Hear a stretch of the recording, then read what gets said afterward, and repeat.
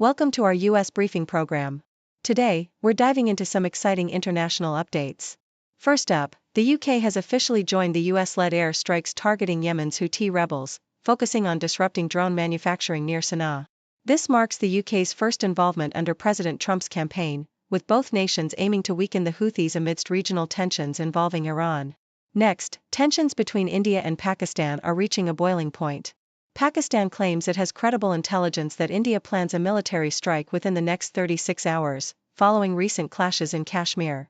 Both countries are posturing militarily, and the international community is urging restraint to prevent a broader conflict. Finally, the U.S. appears to be stepping back from mediating the Ukraine war. Secretary of State Marco Rubio warned that the U.S. might stop its efforts unless Russia and Ukraine come up with concrete proposals to end the fighting. Diplomatic patience is wearing thin, and the ongoing conflict remains a complex and tense situation. Please continue to watch for more detailed updates. The South China Morning Post reports that the UK military has engaged in its first joint airstrike with the US targeting Yemen's Houthis, marking a significant escalation in their efforts to curb the Iranian-backed group's attacks. The UK provided a rare detailed account of its operation, describing the targeted site as a hub for drone manufacturing used against shipping in the Red Sea and Gulf of Aden, crucial global trade routes. The strike involved Royal Air Force Typhoon FGR-4s dropping guided bombs under cover of darkness, aiming to minimize civilian casualties, though the extent of damage and casualties remains undisclosed. This joint action follows a series of US-led strikes that have targeted the Houthis since March 2024, amidst ongoing US concerns over threats to navigation and regional stability, including recent deadly US airstrikes on Yemen that have sparked controversy and raised questions about the broader implications of US and UK military involvement in the conflict. CNN highlights escalating tensions between India and Pakistan, with Pakistan claiming it has credible intelligence that India plans to carry out a military strike within 36 hours. This alarming assertion comes after a recent attack in Indian-administered Kashmir, which India blames on Pakistan, a claim Islamabad denies, calling for an impartial investigation. The region remains a volatile flashpoint, with both nations possessing nuclear arsenals and a history of 3 wars over Kashmir. In response to the recent violence, India has taken aggressive diplomatic and military steps, including cancelling visas for Pakistani nationals and suspending the Indus Water Treaty, a vital water-sharing agreement. Meanwhile, both countries have engaged in military posturing, with Pakistan shooting down an Indian drone and India conducting missile tests, further fueling fears of a full-scale conflict amid international calls for restraint from the US and China, who warn that any escalation could destabilize the region. The South China Morning Post reports that US Secretary of State Marco Rubio has threatened to withdraw from mediating the Ukraine conflict unless Russia and Ukraine present concrete proposals to end the war.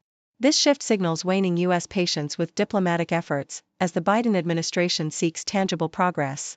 President Trump's earlier vow to swiftly resolve the conflict has been overshadowed by ongoing battles over peace terms, with Russia's Vladimir Putin proposing a brief ceasefire for World War II commemorations, while rejecting broader calls for a lasting peace. Meanwhile, Ukraine's President Zelensky and US officials express frustration over concessions that could undermine Ukraine's sovereignty, with some US lawmakers warning that recognizing Russia's annexation of Crimea would provoke further aggression. Trump's recent diplomatic gestures, including outreach to Putin and criticisms of Zelensky, reflect a complex and uncertain path toward peace, compounded by accusations from US lawmakers that previous negotiations have been mismanaged, risking prolonged conflict and regional instability.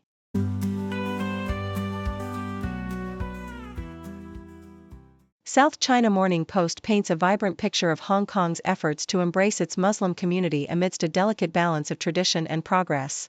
The city, with a Muslim population of only about 300,000, is taking meaningful steps towards inclusivity by introducing more halal restaurants and hosting its first outdoor halal food festival.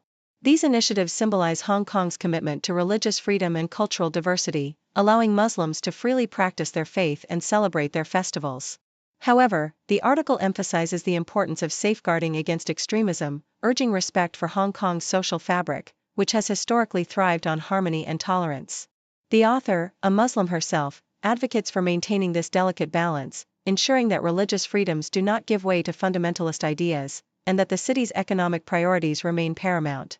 Yahoo US details the complex legal saga surrounding Nancy and Joel Cano, former officials caught in a web of conspiracy and evidence tampering amid an investigation into the Venezuelan Tren de Aragua gang. Their arrest and subsequent release on bonds reveal a case marked by unusual legal considerations, such as restrictions on renting to non-citizens and the couple's substantial wealth. The story highlights the intense scrutiny and dramatic developments in a case that involves allegations of interference with federal investigations, destruction of evidence, and associations with criminal elements. The Kanos defense portrays them as misunderstood, while the court carefully balances their constitutional rights with concerns over their connections and potential risks, illustrating the intricate dance between justice, legal procedures, and personal reputation. Al Jazeera reports on the troubling rise of anti-Semitism and Islamophobia at Harvard University, exposing a campus divided by prejudice amid a climate of polarization. The university's recent reports reveal that Jewish, Israeli, and Zionist students often hide their identities to avoid confrontation, while Muslim students face verbal harassment and physical threats, including being called terrorists or spat upon. The findings depict a campus where bias and hostility threaten the mental and physical safety of minority students, with many fearing repercussions for expressing their political views. Harvard's administration responds with commitments to foster open inquiry and mutual respect, but the reports underscore the urgent need to combat deeply ingrained prejudices, emphasizing that a truly inclusive academic environment requires confronting and addressing these pervasive biases head-on.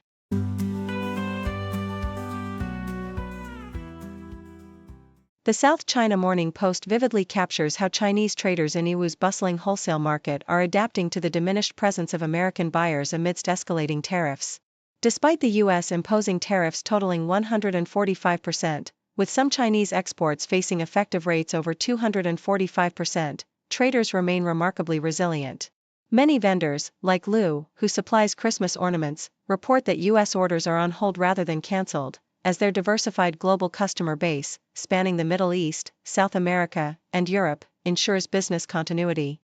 These traders often pass the increased costs to their clients or absorb them, confident that Chinese products remain unbeatable in price even under heavy tariffs. Local officials are actively encouraging innovation and exploring new export models to offset the impact, with Yiwu's exporters emphasizing the volatility of U.S. trade policies, which makes long-term planning difficult.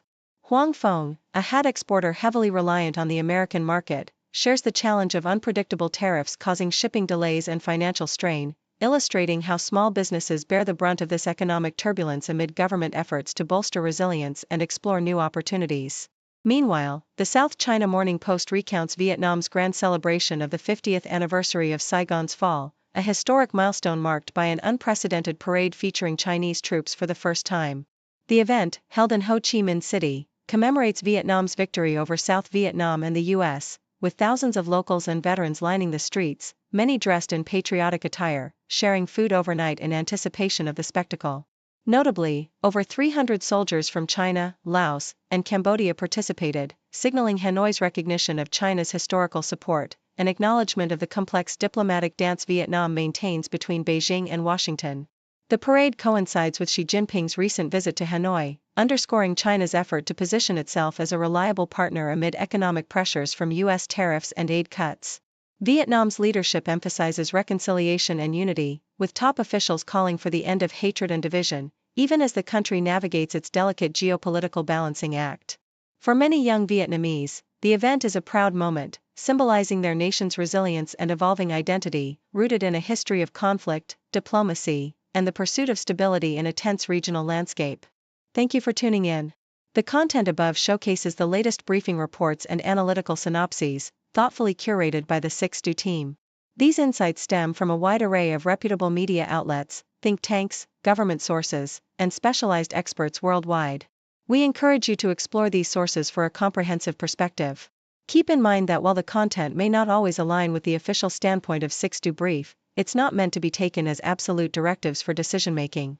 Comprising seasoned media professionals, learned scholars, and accomplished scientists, the 6Do team embodies a trailblazing, fully independent media entity. To customize 6Do Brief to meet your professional needs, you have the option to subscribe to a diverse array of briefings on our website, 6dobrief.com. Regardless of your location, you can conveniently receive 6Do Brief via email.